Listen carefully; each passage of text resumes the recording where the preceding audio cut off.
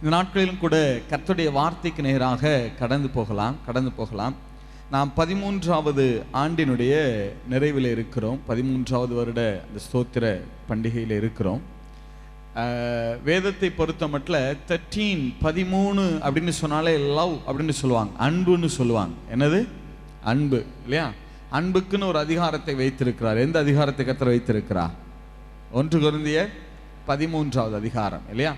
நீங்க புதிய ஏற்பாட்டிலே அன்பு என்கிற வார்த்தையை எண்ணிக்கிட்டே வந்தீங்க அப்படின்னா, கவுண்ட் பண்ணிக்கிட்டே வந்தீங்க அப்படின்னா, கரெக்டாக 13வது தடவை புதிய ஏற்பாட்டில் 13வது தடவை அன்பு என்கிற வார்த்தை கரெக்டாக 1 கொரிந்தியர் 13வது அதிகாரத்தில் வருகிறது. எந்த அதிகாரத்தில் வருகிறது? 1 கொரிந்தியர் 13வது அதிகாரத்தில் வருகிறது. கிறிஸ்தவமே அன்பில் தான் நிலை நிற்கிறது. கிறிஸ்தவத்தினுடைய அடிப்படையே என்னதான்? அன்புதான். முழு வேதாகமத்தையும் 2 காரியத்தில் சுருக்கமாய் சொல்லிவிடலாம். முழு பைபிளையும், நான் சொல்றது முழு வேதாகமத்தினுடைய சத்தியத்தையும் 2 வார்த்தைகளில் சுருக்கமாக சொல்லிவிடலாம். 2 காரியங்களில் 2 பிரமாணங்களிலே சுருக்கமாக சொல்லிவிடலாம். ஒன்று, நீ உன்னிடத்திலே அன்பு கூறுகிறது போல உன் தேவனாகிய கர்த்தரிடத்திலும் என்ன கூற கடவாய்? அன்பு கூற கடவாய். அடுத்து, நீ உன்னிடத்தில் அன்பு கூறுகிறது போல பிறனிடத்திலும் என்ன கூற கடவாய்? அன்பு கூறுவாயாக. இந்த 2 காரியங்களிலும் இந்த முழு வேதாகமும் அடங்கி விடுகிறது இல்லையா? சரி, இதுல நம்ம முதல் காரியத்தை இந்த காலை வேளையில நாம் தியானிக்க போகிறோம். தேவனிடத்துல நாம் எப்படி அன்பு கூறுவது? தேவன் நம்மிடத்திலே பல வகைகளில் அன்பு கூர்ந்திருக்கிறார். தம்முடைய குமாரனை தந்தருளி இவ்வளவாய் உலகத்தில் என்ன செய்தாராம்? அன்பு கூர்ந்தார். தேவன் பல விதங்களில் நம்மிடத்திலே அன்பு கூர்ந்திருக்கிறார். நாம் கர்த்தராகிய தேவனிடத்திலே நாம் எப்படி அன்பு கூற வேண்டும்? நாம் எப்படி அன்பு கூறுவது?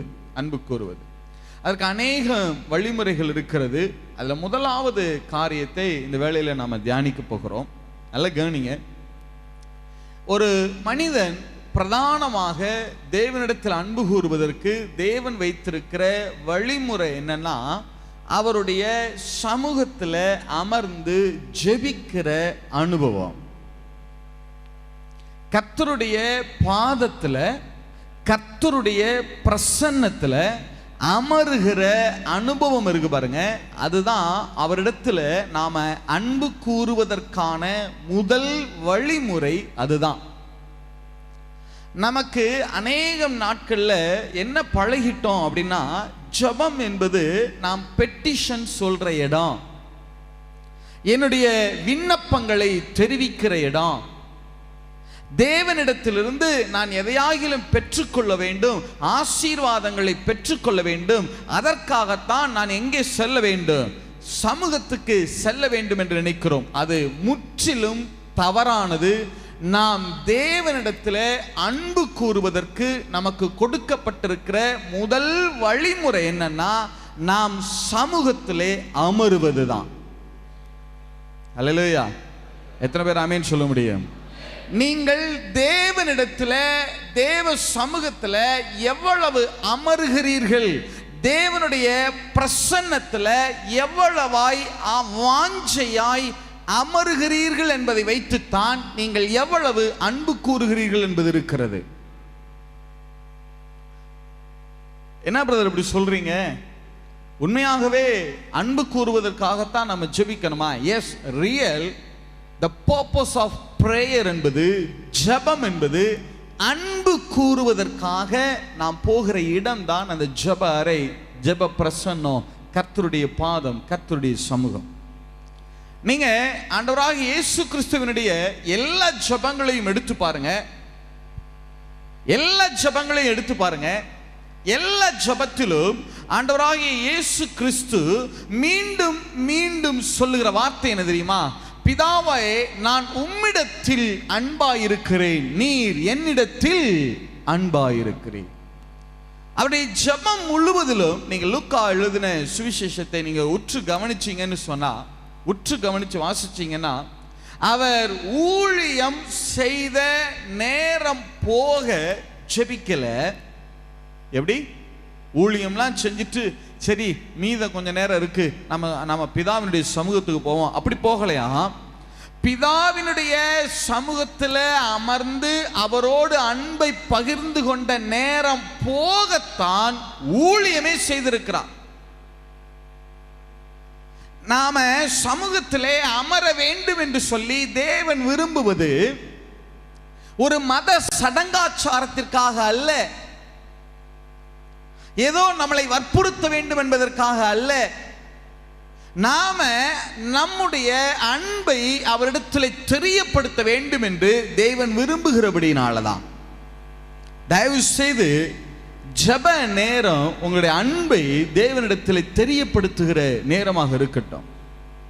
நம்முடைய விண்ணப்பங்கள் எல்லாம் தேவனுக்கு ஏற்கனவே அது தெரிந்திருக்கிறது. உங்களுடைய தேவைகள் உங்கள் வாயிலிருந்து சொல் பிரவாததற்கு முன்பாகவே அதை என்ன செய்து வைத்திருக்கிறாராம் கர்த்தர், அறிந்து வைத்திருக்கிறார். நம்ம ஜபம்னால எப்படி பழகிட்டோம்னு சொன்னா, நேரா ஜப அறைக்கு போக வேண்டியது, ஏதாவது முழங்கால முடக்க வேண்டியது, ஒரு வசனத்தை படிக்க வேண்டியது, ஒரு பாட்டை பாட வேண்டியது, அப்படியே ரொட்டீனா ஆரம்பிச்சு வானத்தையும் பூமியை கிடைத்த கர்த்தாவே அது வாக்கும் இது வாக்கும் நீர் அப்படிப்பட்டவராக்கும் முடிஞ்சு, அடுத்தது எனக்கு இதை தருவீராக்கும் அதை தருவீராக்கும், இதை பார்த்துக்கொள்ளும் அதை பார்த்துக்கொள்ளும், இது இப்படி இருக்கு அது இப்படி இருக்கு.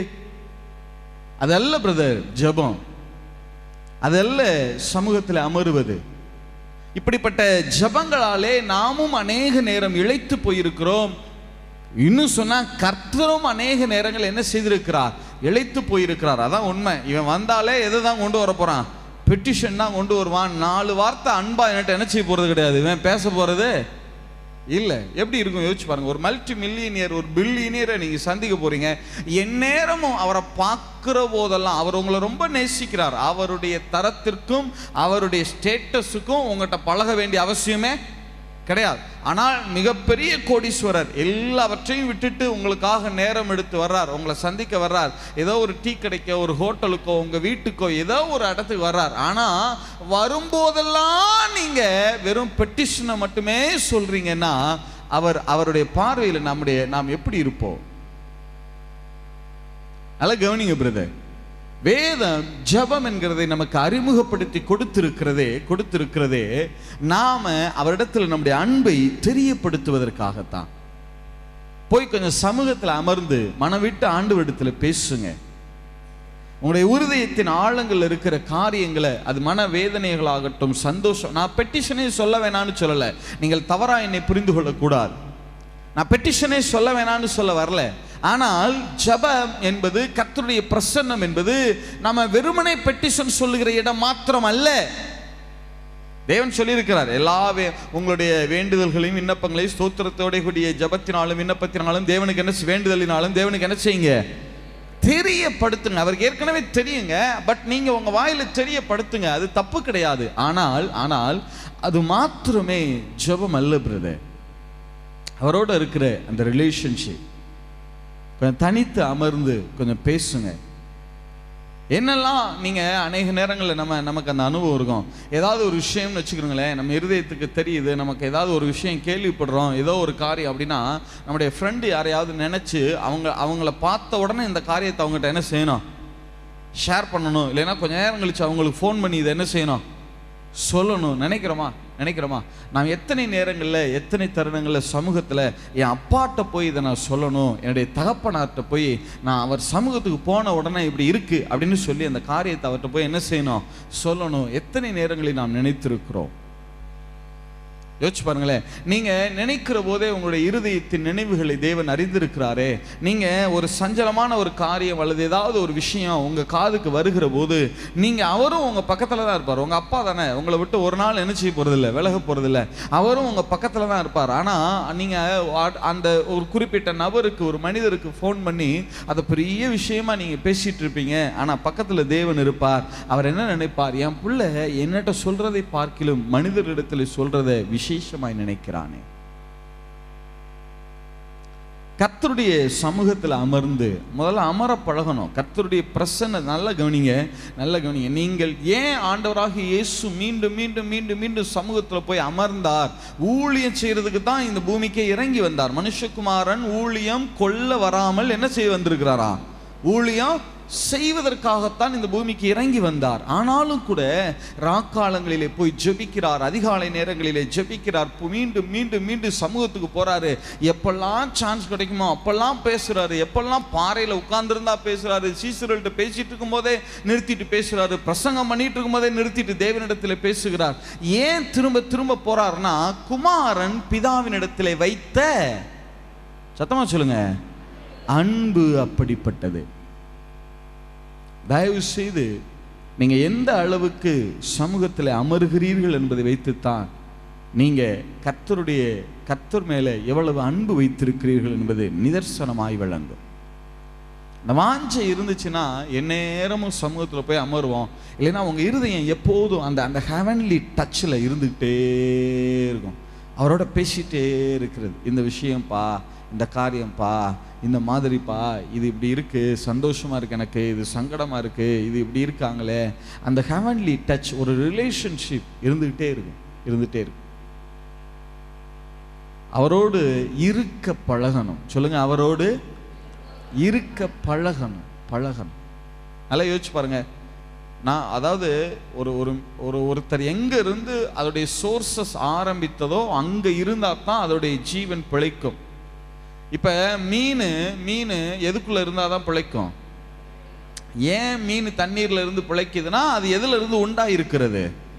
தண்ணீர். அப்படித்தானே சொன்னார் தேவன். ஜலத்தை பார்த்து தான் சொன்னார், ஜலமானது ஜீவ ஜந்துக்களை, மாம்சத்தினுடைய இந்த தண்ணீர்ல இருக்கிற ஜீவ மச்சங்களையும் என்ன செய்ய கடவுது?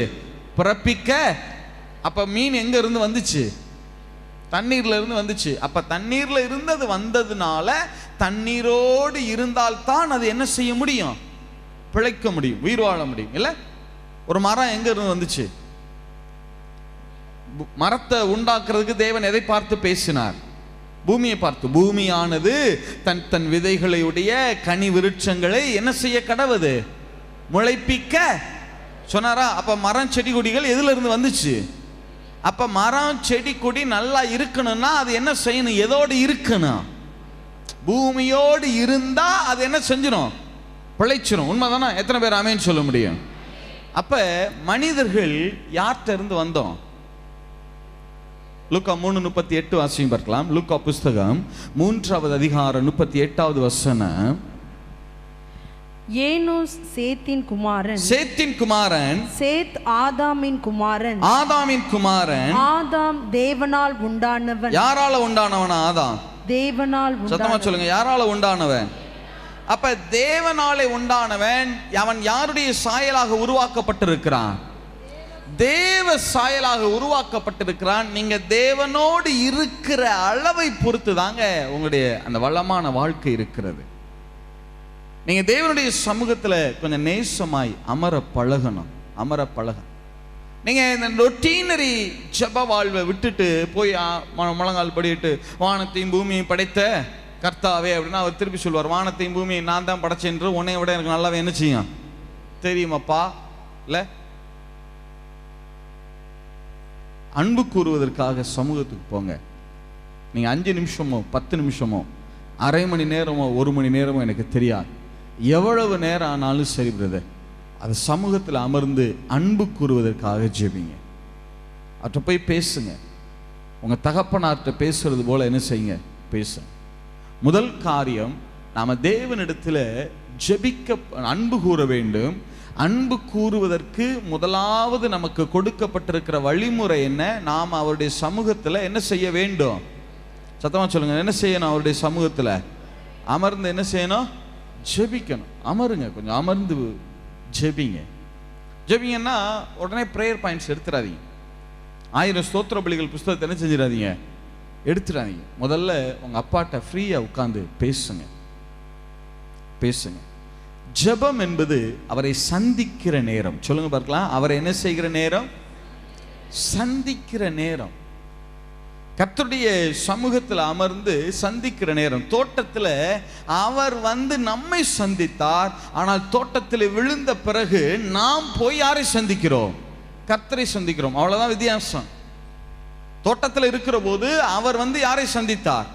மனுக்குலத்தை சந்தித்தார். ஆனால் பாவத்தில் விழுந்த பிறகு மனுக்குலம் போய் யாரை சந்திக்கிறது? தேவனாகிய கர்த்தரை சந்திக்கிறது. எவ்வளவுதான் வித்தியாசம், அவ்வளவுதான் வித்தியாசம். அவரை நாம் சந்திக்கிற இடம், நாம் அவரை மீட் பண்ண போறோம், அவரோட பேச போறேன், அந்த உணர்வோடு என் தகப்பன் இடத்துல நான் பேச போகிறேன், அந்த அன்பின் உணர்வோடு போய் சமூகத்தில் அமருங்க பிரதர். நல்லா கவனிங்க, நல்லா கவனிங்க. ஜெபத்தை ஒரே வார்த்தையில சொன்னா நீங்கள் என்ன செய்தீர்களோ அதை சொல்லுங்க. நான் சொல்றது பாவத்தை சொல்லுங்க, அப்படியே அறிக்கைட்டுட்டே இருங்க, அப்படி சொல்ல வரல. உங்க வாழ்க்கையில என்னெல்லாம் இன்னைக்கு நடந்துச்சு, ஃபீல் ஃப்ரீ. இன்னும் சொன்னா அதை ப்ரேயர் ஜெபம்னு சொல்றதை பார்க்கலாம், உங்க லைஃபை ஷேர் பண்ணுங்க. என்னவா லைஃப் என்ன செய்யணுமா? ஷேர் பண்ணுங்க. உங்க வாழ்க்கையில என்ன நடந்திருக்கிறது. இன்றைக்கு மாலையில நீங்க ஜெபிக்க போறீங்க, இரவுல ஜெபிக்க போறீங்கன்னா இந்த நாள்ல என்னெல்லாம் நடந்துச்சு, உங்க ஃப்ரெண்டுகிட்ட உங்களுடைய தகப்பனார்ட்ட பேசுகிறது போல அமர்ந்து என்ன செய்யுங்க, பேசுங்க. என்னெல்லாம் நடந்துச்சு ஷேர் பண்ணுங்க. நீங்க என்ன செய்தீர்கள் என்பதை சொல்லுங்க. நீங்கள் என்ன செய்ய வேண்டும் என்பதை தேவன் சொல்ல ஆரம்பிப்பார். அல்லேலூயா. நீங்க நடந்தவைகளை தேவனிடத்துல ஷேர் பண்ணுங்க. நீங்க உங்க வாழ்க்கையில இனி நடக்க போகிறவைகளை அவர் உங்களோடு ஷேர் பண்ண ஆரம்பிப்பார். எத்தனை பேர் ஆமேன்னு சொல்றீங்க? இதான் உண்மைதான், உண்மைதான். ஆண்டவராகிய இயேசுவினுடைய ஜெபங்களை நீங்க வாசிச்சீங்கன்னு சொன்னா அவர் போய் அவர் சொல்ற வார்த்தை என்ன தெரியுமா? அவர் என்ன சொல்றாரு தெரியுமா? பிதாவினிடத்தில் கண்டவைகளையும் கேட்டவைகளையுமே உங்களுக்கு சொல்லுகிறேன், அறிவிக்கிறேன். இல்ல அப்ப என்ன நடந்திருக்கிறது? ஒவ்வொரு நாளும் பிதாவினுடைய சமூகத்துக்கு இயேசு போயிருக்கிறாரு. அங்க போய் என்னங்க ஜெபம் பண்ணாரு, என்ன பண்ணாரு, எப்படி அன்பு கூர்ந்தார். ஒவ்வொரு நாளும் சமூகத்துக்கு போறாரு. இந்த நாள்ல நான் இப்படி எல்லாம் சொன்னேன், இப்படி எல்லாம் பிரசங்கம் பண்ணேன்ப்பா, இப்படி எல்லாம் நான் சுகமாக்கினேன், இப்படிப்பட்ட ஒரு வியாதியஸ்தன் வந்தான், அவனை நான் சொஸ்தமாக்கினேன், ஒரு குருடன் வந்தான், அவனை நான் சொஸ்தமாக்கினேன், இப்படி பிரசங்கம் பண்ணேன். இந்த பரிசேயர் என்ன செஞ்சாங்க, இப்படி கேள்வி கேட்டாங்க, நான் இப்படி எல்லாம் பதில் சொன்னேன். இயேசு பிதாவோடு பேசினார். பிதா மறுநாள் என்ன பேசணும், என்ன பிரசங்கிக்கணும், என்ன அற்புதங்களை செய்யணும்னு சொல்லி பிதா இயேசு கிறிஸ்துவோடு பேச ஆரம்பித்தார். That is prayer. அவ்வளவுதான். நான் கேட்கிறேன், ஆதாம் தோட்டத்தில் இருந்தார் இல்லையா? பிதாவாகிய தேவன் ஆதாமோடு உலாவினாரா, உலாவலையா? பேசினாரா, பேசலையா? என்ன பேசியிருப்பாங்கன்னு நினைக்கிறீங்க? மிஞ்சி போனா என்ன பேசியிருப்பாங்க? ஆதாம் இன்னும் பாவத்தில் விழுகல. அப்படி இருக்கிற போது தேவனும் ஆதாமே இப்ப பரிசுத்தமானதான் இருக்கிறார், ஜீவன் உள்ளவராகத்தான் இருக்கிறார். ஆதாமோடு தேவன் உறவாடுகிறார். இன்னும் அவர் தூய்மையா தான் இருக்கார். தேவனை போல தேவ சாயலாகவே சிருஷ்டிக்கப்பட்டிருக்கிறார். அவரை பார்த்தா யாரை பார்க்கிற மாதிரி இருக்கும்? தேவனையே பார்க்கிற மாதிரி இருக்கும். அப்படிப்பட்ட சாயல் இருக்கிறது. மனிதன் பாவம் செய்த பிறகுதான் மனுஷ சாயல் வந்தது. என்ன சாயல் வந்தது? மனுஷ சாயல் வந்தது. ஆனால் பாவம் செய்வதற்கு முன்பாக அவன் என்ன சாயலாக இருந்தான்? தேவ சாயல். அவன் தேவனை போலவே இருக்கிறான். அவன்கிட்ட பாவம் கிடையாது. அவனுக்கு போய் உட்கார்ந்து பொய் சொல்லாத, விபச்சாரம் செய்யாத, களவு செய்யாத, இப்படி எல்லாம் என்ன செய்ய வேண்டியது கிடையாது, சொல்ல வேண்டிய அவசியம் கிடையாது. இப்ப அவனும் தேவனும் பேசிக்கொள்றாங்கன்னா என்ன பேசியிருப்பாங்கன்னு நீங்க நினைக்கிறீங்க? நான் சொல்லட்டா? மிஞ்சி போனா ஆதாம் என்ன சொல்லியிருப்பார் தெரியுமா? ஆண்டவரே, நான் இந்த செடிக்கு தண்ணி ஊத்துனேன், இது கொஞ்சம் இன்னைக்கு என்ன செஞ்சிருச்சு, நல்லா கொஞ்சம் என்ன செஞ்சிருக்கு, வளர்ந்துருக்கு. இந்த செடி பூத்துருக்கு, இன்னும் கொஞ்ச நாள் என்ன செஞ்சிரும் போல தெரியுது, காய்ச்சிரும் போல தெரியுது. அந்த செடிக்கு தண்ணி ஊத்தி பார்க்கிறேன், அது இன்னும் என்ன செய்யற மாதிரி தெரியல, வளர்ற மாதிரி. ஆண்டவர் திருப்பி சொல்லியிருப்பாரு, இல்ல நீ இன்னும் 4 நாள் தண்ணி ஊத்து, அது என்ன செஞ்சிடும், வளர்ந்துடும். இந்த செடியை பார்த்தியா, இந்த பூவை பார்த்தியா, எவ்வளவு அழகா உனக்காக படைச்சிருக்கிறேன் பாரு. இந்த கனியை சாப்பிட்டு பார்த்தியா, நேற்று போய் அந்த மரத்தை சாப்பிட்டு இல்லை, பக்கத்தில் ஒரு மரம் நான் சாப்பிட சொன்னேன், நீ விட்டுட்ட. அந்த மரத்து கனியை சுவைத்து பார்த்தியா, அது கொஞ்சம் நல்லா இருக்கும், கொஞ்சம் நாளைக்கு போய் நீ என்ன செஞ்சு பாரு, டேஸ்ட் பண்ணி பாரு. நான் கேட்குறேன், இதை தவிர வேற என்ன இருக்கு அவங்களுக்குள்ள பேசுவதற்கு? தேவனோடு இருக்கிற ஜெப வாழ்வு என்பது அவரோடு இருக்கிற. ஏன்னா அந்த ஜெபம்னு சொன்னாலே நிறைய பேருக்கு காதுல என்ன செய்யற மாதிரி தெரியுது, அப்படியே காதெல்லாம் இறுகி, மனமெல்லாம் இறுகி. சமூகத்துல அவரோடு இருக்கிறது என்பது நம்முடைய லைஃபை ஷேர் பண்ற அனுபவம். வேதம் அப்படிதான் சொல்லுது. நீங்க உங்க வாழ்க்கையில நடந்தவைகளை தெரியப்படுத்துங்கள், அப்பொழுது புத்தி கெட்டாத தேவ சமாதானம் உங்களை என்ன செய்யுமா, எத்தனை பேர் ஆமேன்னு சொல்ல முடியும்? நான் சொல்றேன், இனிமே என் இருதயத்தில் சொல்றதுக்கு எதுவுமே இல்லை பிரதர். எல்லாத்தையும் சொல்லிட்டேன். என்னுடைய கணவரை குறித்த என் பாரத்தை, மனைவியை குறித்த பாரத்தை, தொழிலை குறித்த பாரத்தை, சபையை குறித்த பாரத்தை, எல்லாத்தையும் நீங்க அப்படியே அவர்கிட்ட ஷேர் பண்ணுங்க. அவர்கிட்ட பயப்படாம என்ன பண்ணுங்க? ஷேர் பண்ணுங்க, ஷேர் பண்ணுங்க. ஷேர் பண்ணி முடித்த பிறகு பாருங்க, புத்திக்கு எட்டாத தேவ சமாதானம் உங்களை மூட ஆரம்பிக்கும். எத்தனை பேர் ஆமேன்னு சொல்றீங்க? இப்படி ஜெபித்து ஜெபித்து உணர்ந்தவர்களுக்கு தெரியும். நீ அந்த பிரச்சனையெல்லாம் தீர்ந்திருக்காது, அது அப்படியே தான் இருக்கும். ஆனாலும் கூட நீங்க அன்பு கூறும்படிக்கு அவரிடத்துல ஷேர் பண்ணுங்க, அவர்கிட்ட பேசுங்க, அவருடைய சமூகத்தில் அமர்ந்து என்ன செய்யுங்க? பேசுங்க. நீங்க பேசிட்டு எழும்புகிற போது எல்லா பிரச்சனையில இருந்து ஒரு ரிலீவ் ஆன மாதிரி அப்போ உங்களுக்குள்ள வரும் பாருங்க ஒரு விசுவாசம், ஒரு தைரியம். அந்த தேவ சமாதானத்துக்கு அளவே கிடையாது. அல்லேலூயா. இனி வரும் நாட்களில் உங்களுடைய ரொட்டீனரி ஜபங்கள் அன்பின் வார்த்தைகளாக மாறட்டும் பிரதர். அவர் உங்களுக்கு சிலுவையில் எவ்வளவு செய்திருக்கிறார், எவ்வளவு காரியங்களை செய்திருக்கிறார். தேவைகள் இருக்கு, இல்லைன்னு சொல்லலை, இருக்கட்டும், அது ஒரு பக்கம் இருக்கட்டும், பிரச்சனை இல்லை. முதல்ல உங்க அன்பை என்ன செய்யுங்க? ஷேர் பண்ணுங்க. அவரோடு அமர்ந்து என்ன செய்யுங்க? ஷேர் பண்ணுங்க. இப்போ முதலாவது நல்லா விளங்கி கொள்ளுங்க.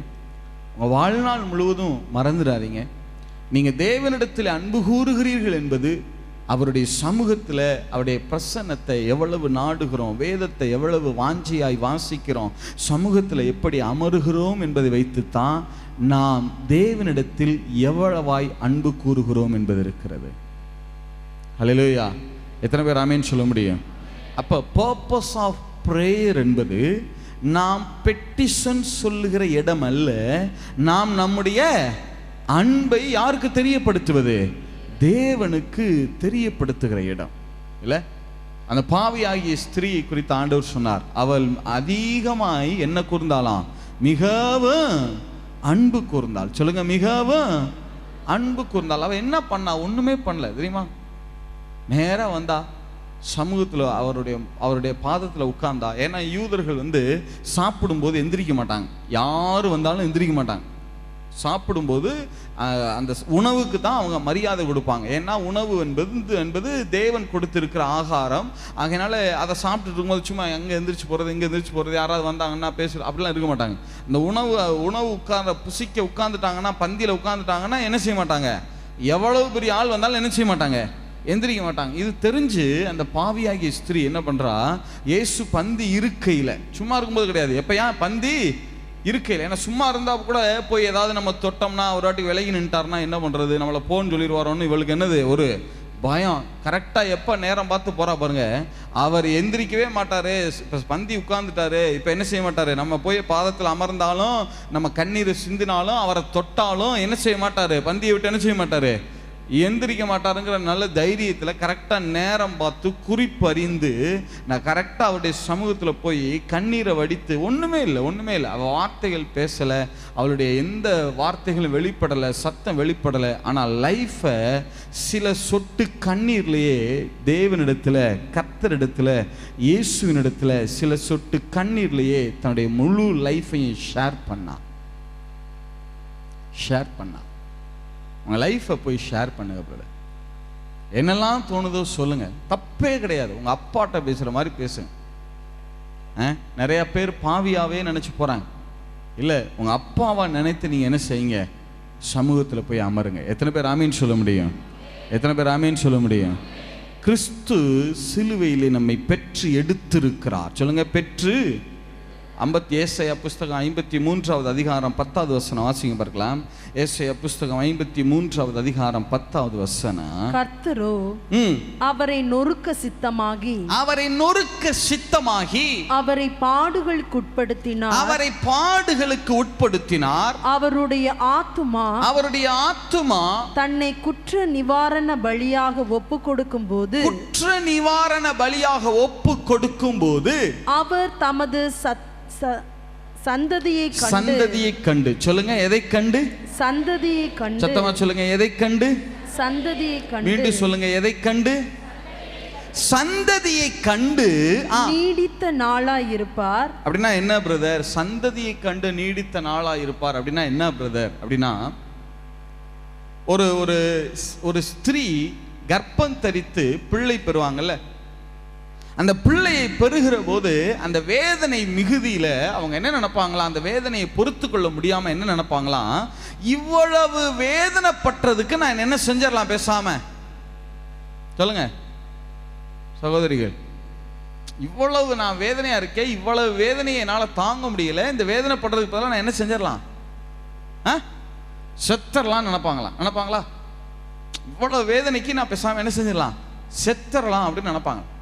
ஆனா அந்த பிறந்த பின்னாடி, அந்த குழந்தை பிறந்த பிறகு அந்த குழந்தைய பார்க்குறப்ப அவங்க நினைப்பாங்களாம், இல்லை நான் சாகக்கூடாது, இந்த பிள்ளைக்காக நான் நீடித்த நாளா இந்த பூமியில் என்ன செய்யணும், உயிர் வாழணும்னு நினைப்பாங்க. இதே தான் கிறிஸ்துவுக்கும் சிலுவையிலே நடந்ததான். பிதா அவரை நொறுக்க சித்தமானார். அவர் தன்னுடைய ஆத்துமாவை குற்ற நிவாரண பலியாக, சொல்லுங்க என்ன நிவாரண பலியாக, 5 பலி இருக்கு. தகன பலி, போஜன பலி, சமாதான பலி, பாவ நிவாரண பலி, குற்ற நிவாரண பலி, 5 பலிகள் இருக்கிறது. முதல்ல என்ன பலி, தகன பலி, அடுத்தது போஜன பலி, அடுத்தது சமாதான பலி, அடுத்தது பாவ நிவாரண பலி, 5வது பலி என்ன பலி, குற்ற நிவாரண பலி. ஒருத்தர் எடுத்த உடனே 5வது பலியை செலுத்த முடியாது, 4வது பலியை செலுத்த முடியாது, 3வது பலியை செலுத்த முடியாது, 1ல இருந்தா வரணும். ஒருத்தர் பலி செலுத்தணும்னா எங்க இருந்து ஆரம்பிக்கணும், தகன பலி செலுத்தி, போஜன பலி செலுத்தி, சமாதான பலி செலுத்தி, பாவ நிவாரண பலி செலுத்தி, அப்புறம் தான் என்ன பலிக்கு வர முடியும், குற்ற நிவாரண பலிக்கு என்ன செய்ய முடியும், வர முடியும். அப்ப இயேசு தன்னை குற்ற நிவாரண பலியாக இப்ப செலுத்தி கொண்டிருக்கிறார் அப்படின்னு சொன்னா, ஒப்பு கொடுக்கும் போது குற்ற நிவாரண பலியா ஒப்பு கொடுக்கிறார்னா ஏற்கனவே எத்தனை பலியை முடிச்சுட்டாருன்னு அர்த்தம், 4 பலியை முடிச்சுட்டாரு. இப்ப எத்தனாவது பலியை முடிச்சுக்கிட்டு இருக்கிறாரு, 5வது பலி, கடைசி பலி என்ன செய்து கொண்டிருக்கிறது, நிறைவேறி கொண்டிருக்கிறது. இயேசுவால, இயேசுவின் மீது உலகத்தின் ஒட்டுமொத்த பாவமும் சுமத்தப்பட்டிருக்கிறது. நல்லா யோசிச்சு பாருங்க, நம்ம ஒருவருடைய பாவத்தை நம்மால சுமக்க முடியலங்க. நாம செய்த நம்முடைய சொந்த பாவம் அது, இன்னொருத்தருடைய பாவம் அல்ல. நாம செய்த நம்முடைய சொந்த பாவத்தை நம்மால சகித்துக் கொள்ள முடியல, அதன் விளைவுகளை தாங்கிக் கொள்ள முடியல. அதனாலதான் ரட்சிக்கப்பட்டு சபைக்குள்ளேயே நம்ம வந்திருக்கிறோம். அந்த பாவத்தின் விளைவு அவ்வளவு கடுமையானது, கொடுமையானது. அப்படி இருக்கிற போது அவ்வளவு அந்த பாவத்தின் விளைவை அந்த ஒரு மனுஷனால சகித்துக் கொள்ள முடியல. ஒரு மனுஷன், அதுவும் தான் செய்த பாவத்தினுடைய விளைவை அவனால சகித்துக் கொள்ள முடியலையே, உலகத்தின் ஒட்டுமொத்த பாவத்தையும் எடுத்து ஒருத்தர் மேல வைத்தால் எப்படி இருக்கும் யோசிச்சு பாருங்க.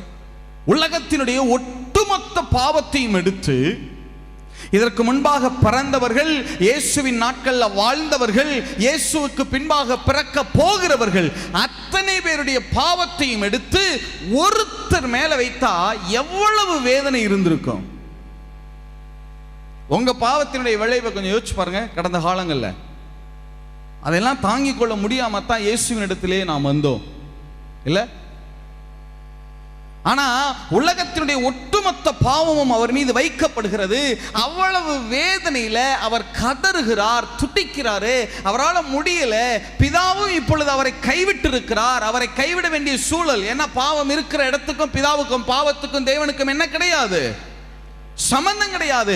இப்ப பிதாவாகிய தேவன் அவரை கைவிட்டு இருக்கிறார். எல்லா பலிகளும் நிறைவேறி கொண்டிருக்கிறது. கடைசி பலி, அவரால் வேதனையை தாங்கிக் கொள்ள முடியல. அப்ப வேதனையை தாங்கிக் கொள்ள முடியாத அந்த தருணத்துல இயேசு நினைத்தாரா, இவ்வளவு நான் பாவத்தை சுமந்து வேதனைப்படுவதற்கு, பிதாவாகிய தேவனை விட்டு பிரிந்திருப்பதற்கு பதிலா இப்பவே நான் என்ன செஞ்சிடலாம், செத்துறலாம் நினைச்சாராம். இப்பவே என் ஜீவன் போய்விடட்டும், நான் பிதாவை விட்டு பிரிந்திருக்கிறதுக்கு எனக்கு என்ன இல்லை, மனம் இல்லை. இப்பொழுதே என்னுடைய ஜீவன் எடுக்கப்பட்டாலும் என்னது, பரவாயில்லை அப்படின்னு நினைக்கிற போது, தன்னுடைய ஆத்மாவை குற்ற நிவாரண பலியாக ஒப்பு கொடுத்து கொண்டிருக்கிற போது, தன் ஜீவன் எடுக்கப்பட்டால் பரவாயில்ல அப்படின்னு அவர் நினைக்கிற போதுதான் பிதாவாகிய தேவன் உங்களுடைய என்னுடைய முகங்களை எல்லாம் இயேசுவுக்கு சிலுவையிலே காட்ட ஆரம்பித்தாரா. நம்முடைய முகங்கள் எல்லாம் அவர் முன்னாடி வர ஆரம்பித்ததாம். அந்த முகங்களை பார்க்கிற போது, என்னையும் உங்களையும் சிலுவையிலே கர்த்தராகிய இயேசு பார்க்கிற போது அவர் நினைத்தாராம், இல்ல இந்த பிள்ளை பிள்ளைகளுக்காக நான் மீண்டும் உயிரோடு எழுந்து வருவேன். நான் சாக போறது கிடையாது. இந்த பிள்ளைகளுக்காக நீடித்த நாளாயிருப்பேன். அவர் தமது சந்ததியை கண்டு நீடித்த நாளாயிருப்பார். இயேசு உங்களையும் என்னையும் சிலுவையிலே பெற்றெடுத்திருக்கிறார். என்ன பண்ணியிருக்கிறாரு? சத்தமா சொல்லுங்க, என்ன பண்ணியிருக்கிறாரு? ஆகையினாலதான் நாம் மறுபடியும் பிறந்திருக்கிறோம். கர்த்தராகிய இயேசுவை, சிலுவையிலே மரித்த ஆண்டவராகிய இயேசுவை நீங்க விசுவாசிக்கிற போது கிறிஸ்துவுக்குள் மறுபடியும் பிறக்கிறோம். அந்த வார்த்தையெல்லாம் சும்மா இல்லை. இப்ப சொல்லுங்க, நீங்க கிறிஸ்துவுக்குள்ள மறுபடியும் நீங்க யாரால பெற்றெடுக்கப்பட்டிருக்கிறீங்க? சத்தமா சொல்லுங்க, யாரால பெற்றெடுக்கப்பட்டிருக்கிறீங்க? உங்க அப்பா யாரு? சத்தமா சொல்லுங்க, உங்க அப்பா யாரு? நீங்க முதலாம் ஆதாமின் பிள்ளைகள் அல்ல, இரண்டாம் ஆதாமாகிய இயேசுவின் பிள்ளைகள். அல்லேலூயா. எத்தனை பேர் ஆமென் சொல்ல முடியும்? முதலாம் ஆதாமுக்கும் உங்களுக்கும் சம்பந்தம் கிடையாது. அதை முதலாவது விளங்கிக் கொள்ள வேண்டும். முதலாம் ஆதாமுக்கும் அந்த ஆதி மனிதன் ஆதாமுக்கும் அவனுடைய பாவத்துக்கும் சாபத்துக்கும் குற்றங்களுக்கும் நமக்கும் சம்பந்தம் கிடையாது. என்னுடைய முதலாம் மனிதன் மரித்து விட்டான். நான் கிறிஸ்துவுக்குள்ள மறுபடியும் பிறந்திருக்கிறவனாயிருக்கிறேன். எத்தனை பேர் ஆமென் சொல்ல முடியும்? கிறிஸ்து என்னை பெற்றெடுத்திருக்கிறார். அவர் என்னுடைய தகப்பன், அவர் என் அப்பா. எத்தனை பேர் ஆமென் சொல்ல முடியும்? அந்த உணர்வோடு சமூகத்துக்கு போங்க பிரதர்.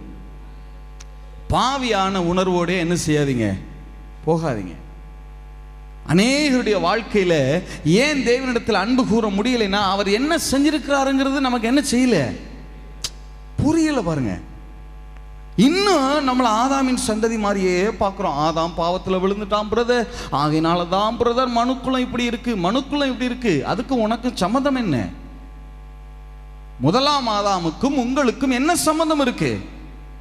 என்றைக்கு நீங்க தண்ணீரில் முழுகினீர்களோ அப்பொழுதே உங்களுடைய முதலாம் ஆதாமினுடைய வம்சம் சந்ததி என்ன செய்து விட்டது? மரித்து விட்டது.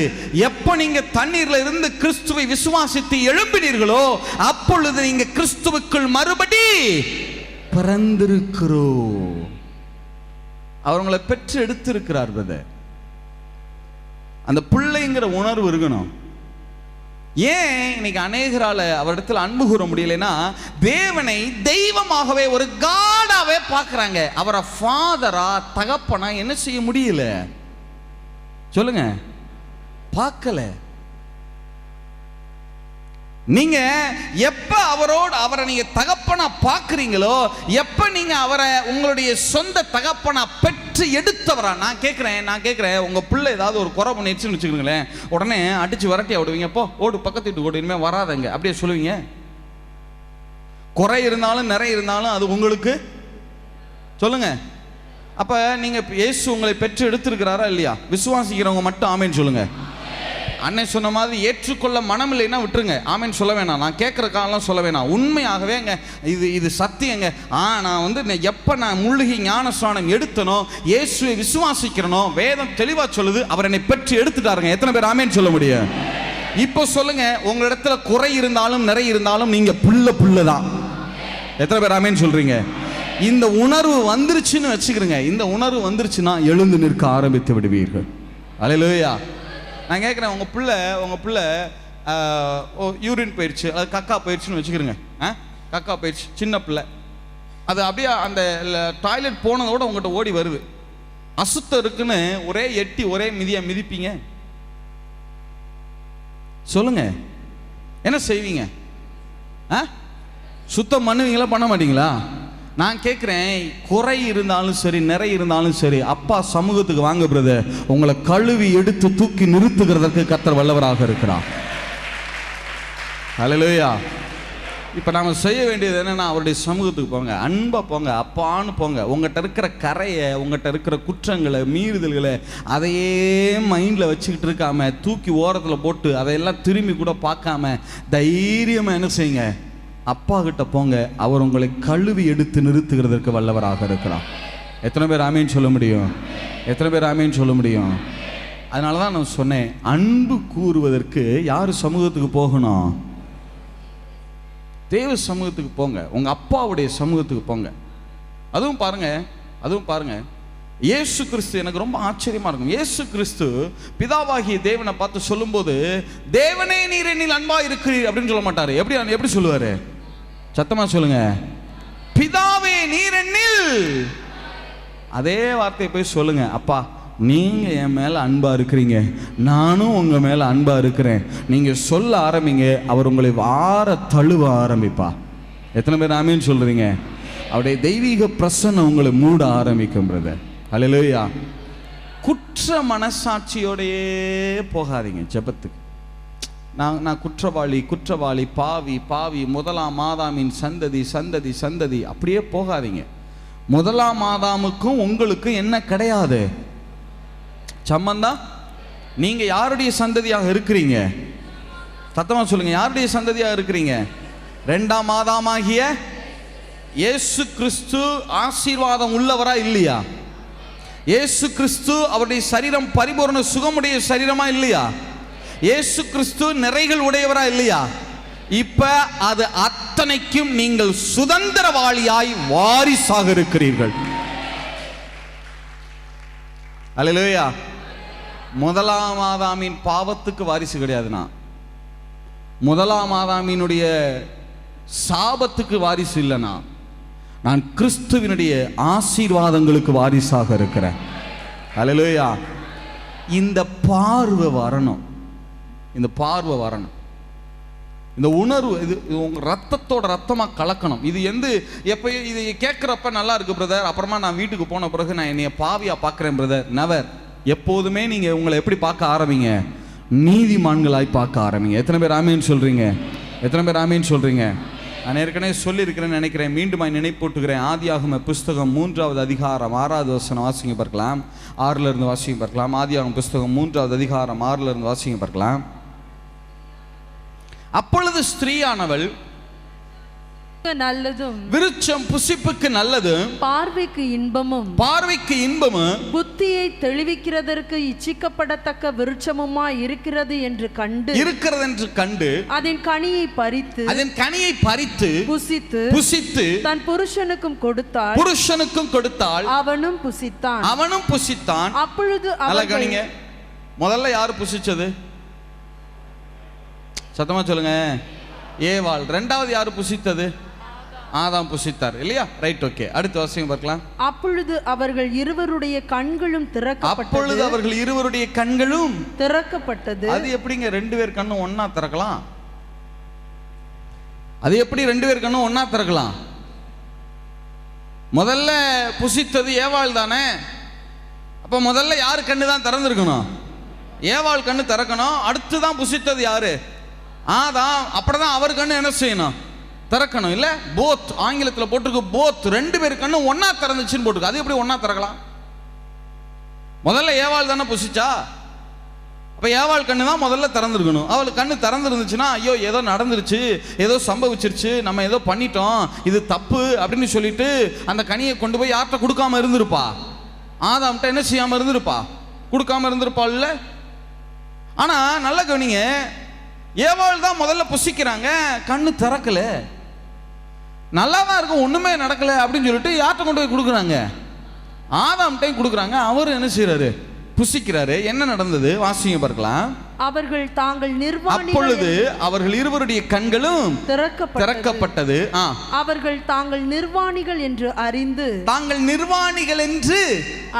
சொல்லுங்க. நிர்வாணிகள் என்று ஆங்கிலத்தில் நோயிங், அந்த நாலேஜ் உள்ள வந்து அறிந்து, அந்த அறிவு உள்ள வந்து அறிந்து அத்தி இலைகளை தைத்து தங்களுக்கு அரைக்கச்சைகளை உண்டு பண்ணினார்கள். பகலில் குளிர்ச்சியான வேளையிலே தோட்டத்தில் உலாவுகிற தேவனாகிய கர்த்தருடைய சத்தத்தை அவர்கள் கேட்டார்கள். அப்பொழுது ஆதாமும் அவன் மனைவியும் தேவனாகிய கர்த்தருடைய சந்நிதிக்கு விலகி தோட்டத்தின் விருட்சங்களுக்குள்ளே ஒளித்து கொண்டார்கள். அப்பொழுது தேவனாகிய கர்த்தர் ஆதாமை கூப்பிட்டு, நீ எங்கே இருக்கிறாய் என்றார். அதற்கு அவன், நான் தேவரீருடைய சத்தத்தை தோட்டத்திலே கேட்டு நான் நிர்வாணியா இருப்பதினால் பயந்து ஒளித்து கொண்டேன் என்றான். அப்பொழுது அவர், இப்ப ஆண்டவர் கேட்கிற கேள்வியை பாருங்க. அப்பொழுது அவர், நீ நிர்வாணி என்று உனக்கு அறிவித்தவன் யார்? அறிவித்தவன் யார்? புசிக்க வேண்டாம் என்று நான் உனக்கு விளக்கின விருட்சத்தின் கனியை புசித்தாயோ என்றார். இது என்னங்க ஆண்டவர் கேட்கிறது வித்தியாசமா இருக்கு. நீ எங்கே இருக்கிறாய்னு கேட்கிறாரு, அவன் போய் ஒளிஞ்சிட்டான். நீ எங்கே இருக்கிறாய்னு கேட்கிறாரு. உடனே சொல்றான், நான் நிர்வாணின்றதுனால நான் போய் தோட்டத்தில் என்ன செஞ்சுக்கிட்டேன், ஒளிஞ்சுக்கிட்டேன்னு சொல்றான். உடனே ஆண்டவர் என்ன கேட்கணும், நிர்வாணியா? அப்படின்னா நான் புசிக்க வேண்டாம் என்று விளக்கின விருட்சத்தின் கனியை புசித்தாயோ? அதைத்தானே முதல்ல கேட்கணும். அதை ரெண்டாவது தான் கேட்கிறாரு, அது அப்புறம். ஆனா முதல்ல என்ன கேட்கிறாரு தெரியுமா? நிர்வாணியா? நீ நிர்வாணி என்று உனக்கு அறிவித்தவன் யார்? நல்லா யோசிச்சு பாருங்க. நீ நிர்வாணி என்று உனக்கு அறிவித்தவன் யார்? யாருங்க இருக்கா? இப்ப அங்க இருக்கிறது யாரு? ஆதாம் இருக்கிறாங்க, ஆதாம் இருக்கிறாரு, ஏவாள் இருக்கிறார், தேவன் இருக்கிறார். அதை விட்டா நாலாவது ஒரு ஃபோர்த் பார்ட்டி யாரு தான்? சொல்லுங்க, யாரு தான்? சர்ப்பம் தான். இப்ப இவங்க ரெண்டு பேரும் தான் நிர்வாணி. இப்ப ஆண்டவர் வந்து கேட்கிற கேள்வி என்ன தெரியுமா? நீ நிர்வாணி என்று உனக்கு அறிவித்தவன் யார்? இது எப்படி இருக்கு தெரியுமா? அந்த சின்ன பிள்ளைங்களை ஏதாவது அடிச்சிட்டான்னு வச்சுக்கிறீங்களேன். அடிச்சிட்டான்னா அவன் அழுதுட்டு வர்றான்னு வச்சுக்கிறீங்களேன். முதல்ல என்ன கேட்பான் தெரியுமா? நீ என்ன தவறு பண்ணினாய் அப்படி கேட்க மாட்டான். முதல்ல என்ன கேட்பான்? நமக்கு தெரியும் இவன் என்ன சேட்டை பண்ணுவாங்கிறது நமக்கு நல்லா தெரியும். இருந்தாலும் முதல்ல என்ன கேட்பான்? யார் அவனை? அதான் தகப்பனுடைய அன்புங்கிறது. இப்ப அவன் நிர்வாணியா நிக்கிறான். முதல்ல நான் புசிக்கும், நான் சொன்ன கனி எல்லாம் புசியா? நீ நீ எப்படி ஆளுன்னு எனக்கு தெரியும்டா, நீ மண்ணு தானே, அப்படிலாம் பேசல. முதல்ல என்ன கேட்கிறாரு பாருங்க, நீ நிர்வாணி என்று உனக்கு அறிவித்தவன் யார்? அப்படின்னா என்ன அர்த்தம் தெரியுமா? ஆதாமும் ஏவாளும் முதல்ல கனியை புசிக்கிறாங்க. முதல்ல ஏவாள் கனியை புசிக்கிறாங்க. ஒண்ணுமே நடக்கல. அது ஒன்றும் மாயாஜால பழம்லாம் கிடையாது. அதை புசிச்ச ஒன்றும் அப்படியே எல்லாம் மாறிடுறது. அது மந்திர பழம்லாம் கிடையாது. அந்த ஜீவ விருட்சத்தின் கனியையும் நன்மை தீமை அறியத்தக்க விருட்சத்தின் கனியையும் கர்த்தர் பூமியில இருந்துதான் முளைக்க பண்ணினார்னு இருக்கு. அதுவும் சாதாரண ஒரு பழம் தான். ஆப்பிள் மாதிரி, ஆரஞ்சு மாதிரி, கொய்யா மாதிரி. அதுவும் என்னதான், ஒரு சாதாரண பழம் தான். அந்த பழம் ஒன்றும் மாயாஜால பழம்லாம் கிடையாது. இப்ப ஆண்டவர் அந்த சொல்லிட்டாரு, அந்த பழத்தை புசிக்க வேணான்னு. இப்ப ஏவாள் எடுத்து புசிக்கிறாங்க. ஆனா ஒண்ணு என்ன செய்யல, நடக்கல. அடுத்து ஆதாம்கிட்ட கொண்டு போய் கொடுக்குறாங்க. அவரும் புசிக்கிறாரு. ஒண்ணு என்ன செய்யல, நடக்கல. ஆனா இவ்வளவு நேரம் அவங்க பாவம் செய்கிற வரைக்கும் அமைதியா இருந்த சாத்தான் இப்ப காதுல வந்து சொல்றான், நீ பாவம் செஞ்சிட்ட, நீ அவ்வளவுதான், முடிஞ்சிருச்சு, இனிமே தேவனுடைய வார்த்தையை மீறிட்ட, உனக்கும் இனி தேவனுக்கும் சம்பந்தம் இல்ல, இப்ப நீ நிர்வாணி அப்படின்னு அவங்க காதுல வந்து அறிவிக்கிறான் பாருங்க. அவங்க இருதயத்துல மனதுல அறிவிக்கிறான் பாருங்க. அவன் அறிவித்த உடனே அந்த அறிவை அப்படியே உள்வாங்குறாங்க. ஆமா, நாங்க பாவிதான், ஆமா நாங்க நிர்வாணிதான், ஆமா நாங்க தேவனை விட்டு என்ன செஞ்சிட்டோம், விலகிட்டோம் அப்படின்னு சொல்லி சாத்தான் கொடுத்த அறிவை உள்வாங்கினாங்க பாருங்க. அப்பதான் இவர்களுடைய கண்கள் திறக்கப்பட்டது. இவர்கள் நிர்வாணிகளானார். சாத்தானுடைய தந்திரமே இதுதான். உங்களை பாவம் செய்ய தூண்டிட்டே இருப்பான். நீங்க செய்யற வரைக்கும் சத்தமே காட்ட மாட்டான். ஆனா செய்த பிறகு காதுல வந்து சொல்லுவான், நீ பாவி ஆயிட்ட, நீ நிர்வாணி ஆயிட்ட, நீ கர்த்தரை விட்டு விலகிட்ட, அவ்வளவுதான், முடிஞ்சிருச்சு, எல்லாமே ஃபினிஷ்டு. கேட்குதா உங்களுக்கு காதுல? உண்மையா போய் நான் சொல்றது சொல்லுங்க. நீங்க செய்யற வரைக்கும் அமைதியா இருப்பான். செஞ்ச பின்னாடி தான் வந்து காதுல என்ன செய்வான்? ஆதியிலிருந்து இன்னைக்கு வரைக்கும் அவனுடைய டெக்னிக் தான். நான் சொல்றது உண்மையா பொய்யா? எத்தனை பேர் ஆமேன்னு சொல்ல முடியும்? உண்மைதானா? இப்ப நல்லா கவனிங்க.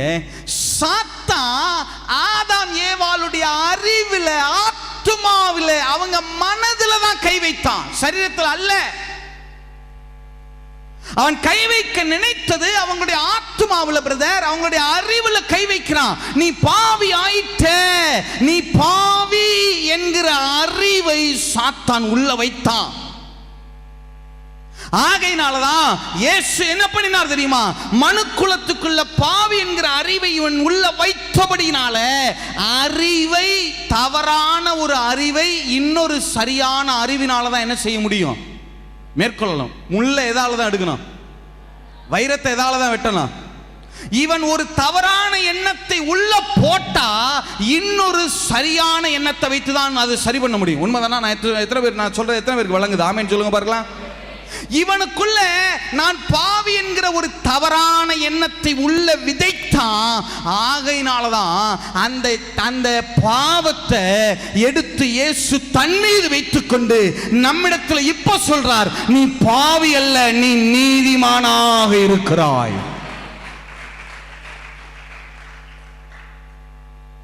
இப்ப இந்த ரெண்டு அறிவுல நீங்க எதை எடுக்க போறீங்க? ஹலோ சொல்லுங்க. இப்ப நீங்க பாவியா நீதிமானா?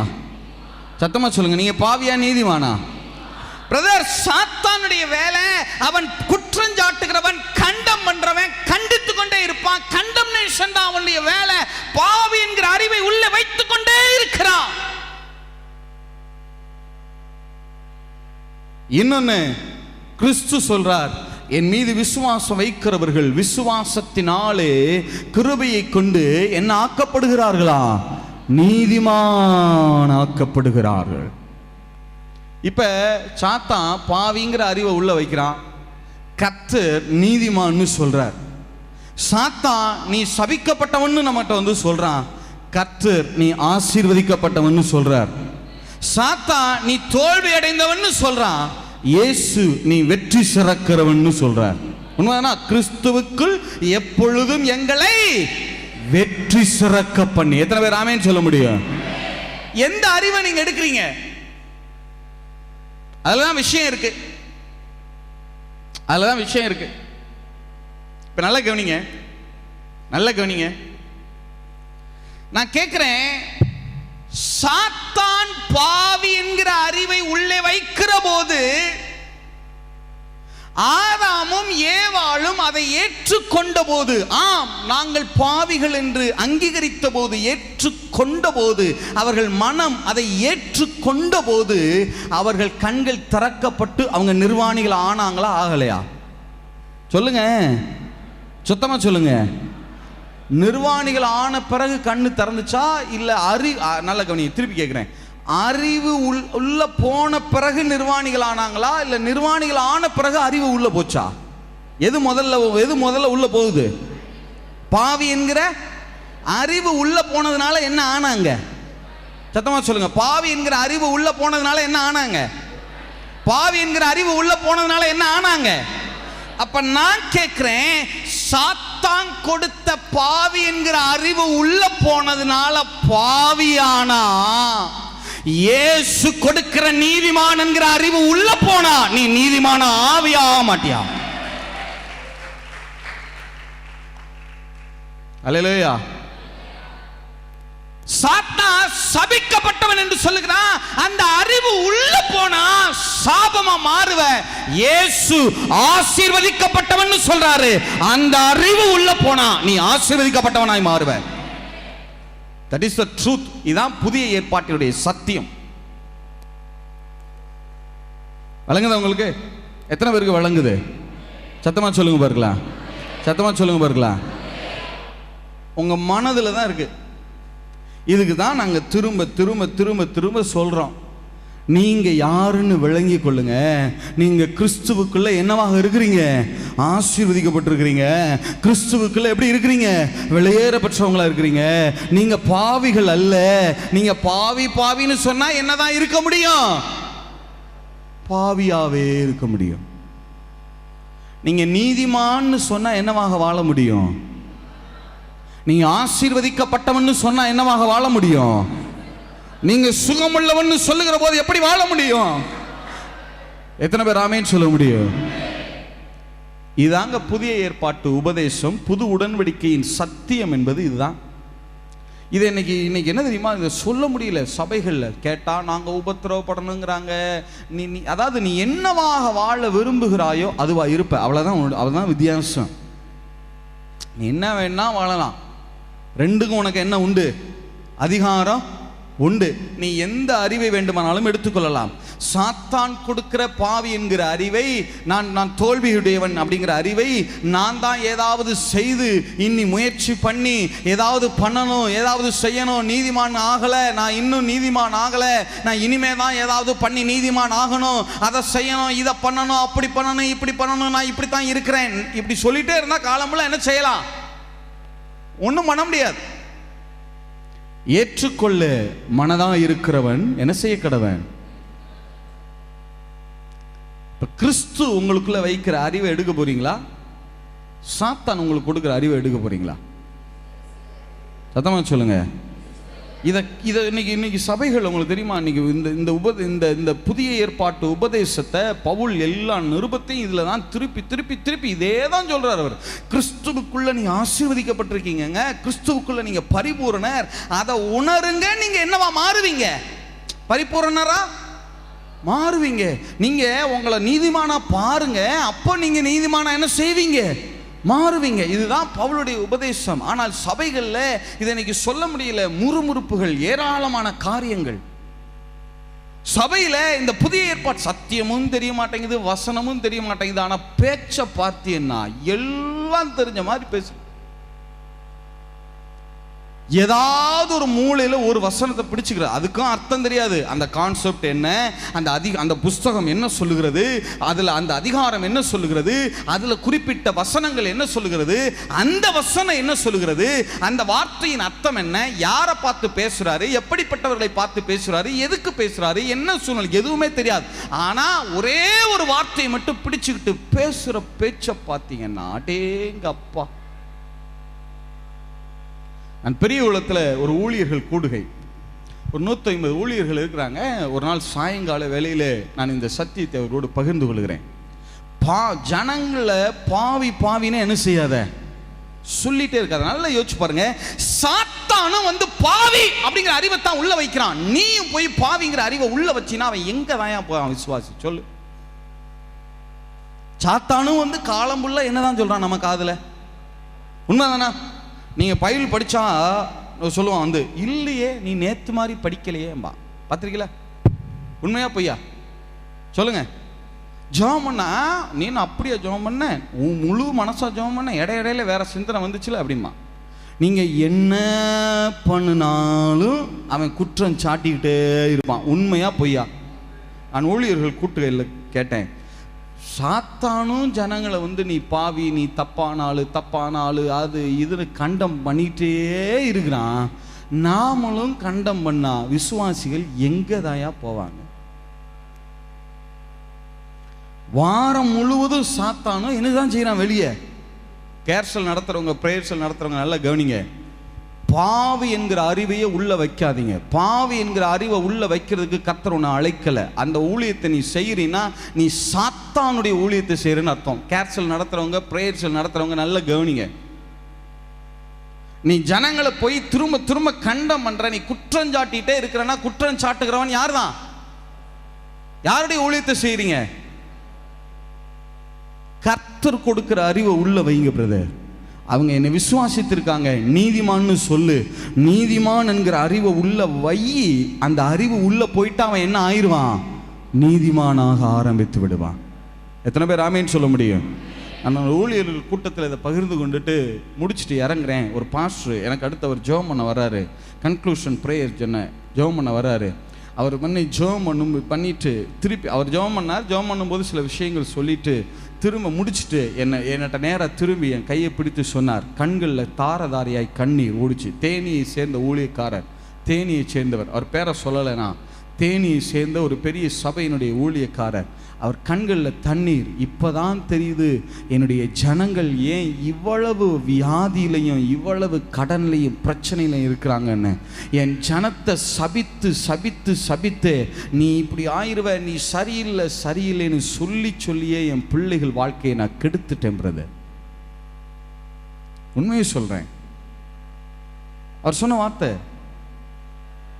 கிட்டத்தட்ட ஒரு 300 பேர் இருக்கிற விசுவாசிகள் அடங்கிய சபையினுடைய போதகர் சொல்ற வார்த்தை, நீ சரியில்லை சரியில்லை சரியில்லைங்கிற அறிவையே நான் உள்ள வச்சுட்டேன் பிரதர். அவனுக்காக இயேசு மரித்திருக்கிறார். அவன் இயேசுவின் மேல விசுவாசம் வைத்திருக்கிறான். அவர் அவனை நீதிமான்னு சொல்லிட்டாரு. இந்த அறிவு அவனுக்குள்ள போயிட்டான். அவன் நீதிமான் ஆயிருவான்னு எனக்கு தெரியல பிரதர். இன்னைக்கு சபைகளில் சொல்ல முடியல. உங்களுக்கு தெரியுமா? நீதிமான் அப்படின்னு சொல்ல முடியல. என்ன ஆசீர்வாதத்தையே பேசுறீங்கிறாங்க. 2 தான் பிரதர் சத்தியம். நான் உங்களுக்கு ரொம்ப தெளிவாக சுருக்கமாக சொல்லிட்டேன்னு நம்புகிறேன். சாத்தானும் பேசுவான், கர்த்தரும் பேசுவார்.